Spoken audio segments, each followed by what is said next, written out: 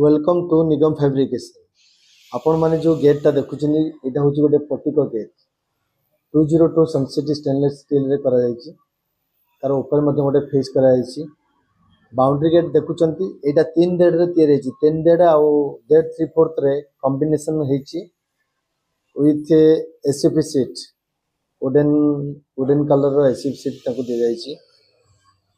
एटा total 20 feet रो gate इन टू इन रोचे 16 फीट आउट साइड रे दिया जायछि 4 फीट टोटल 20 फीट रे गेट। देन आपण देखंतो वर्तमान आमे से बिल्डिंग भीतर को जिबा। बिल्डिंग भीतर आपण देखंतो एटी गोटे आमे डिजाइन फिक्स तयारी करिछु जोटा कि वर्तमान चलीछि। एटा गोटे भलो डिजाइन डोर तयारी करछु 202 सनसेट रे।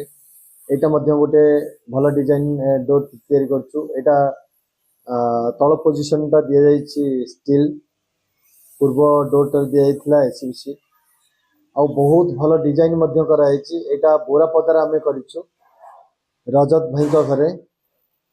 बहुत भलो डिजाइन एटा टिके कॉस्टली पड़िबो बहुत भलो डिजाइन एटा।